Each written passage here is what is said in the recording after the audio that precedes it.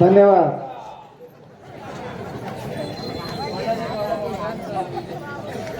सन्माननीय व्यासपीठ आणि समोर बसलेले सर्व माझे मतदार बंधू आणि भगिनींनो, आज या ठिकाणी विजयाची सभा म्हटलं तरी अवघड ठरणार नाही आणि या सभेसाठी आपण सर्वजण या ठिकाणी उपस्थित राहिलात. मी आपल्या सर्वांचं या ठिकाणी सहर्ष असं स्वागत करते.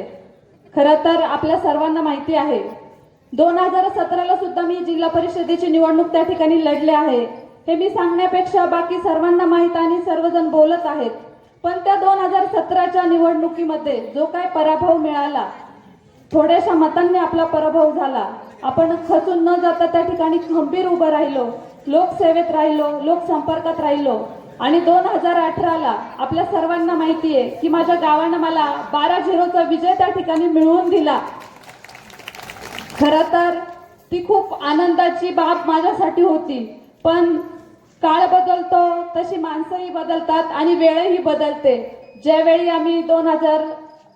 आम्ही जी निवडणूक लढलो ग्रामपंचायतची, जी माणसं माझ्या विरोधात होती, आज ती सर्व माणसं माझ्या बरोबर ह्या जिल्हा परिषदेच्या निवडणुकीमध्ये माझ्या सोबत आहेत. हा आनंद त्याच्यापेक्षा अधिकचा जास्तचा आहे. आणि आपल्या सर्वांना माहिती आहे की गावामध्ये सरपंच असताना त्या ठिकाणी भरपूर अशी कामं मी त्या ठिकाणी केली असेल. त्याच्यामध्ये मला माझ्या पतींची खंबीर साथ त्या ठिकाणी लाभली आणि म्हणून मी गावामध्ये अतिशय चांगल्या प्रकारची कामं त्या ठिकाणी करू शकले.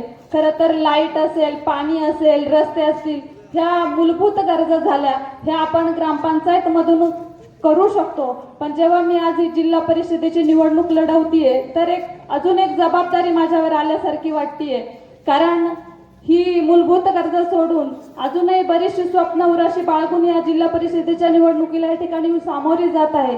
खरं तर यामध्ये मग माझ्या सर्व तरुण मित्रांना रोजगाराच्या संधी कशा उपलब्ध होतील, माझ्या माता भगिनी स्वावलंबी कशा बनतील, त्याचप्रमाणे आपल्या सर्वांना माहिती आहे की आपल्या या भागामध्ये स्पर्धा परीक्षेचा जर अभ्यास करणारी मुलं असतील तर त्यांना पुण्याला, मुंबईला त्या ठिकाणी जावं लागतं. तर त्यांच्यासाठी आपल्याला काही करता येईल का, असे अनेक विचार मनाशी बाळगून ह्या निवडणुकीमध्ये त्या ठिकाणी उतरलेली आहे. त्याचप्रमाणे आपले जे वृद्ध असतील त्यांच्यासाठी विरंगुळा केंद्र आपल्याला त्या ठिकाणी उभारता येईल का. त्याचप्रमाणे तुम्हाला सर्वांना माहिती आहे की आम्हाला बैलगाड्याचा नाद आहे.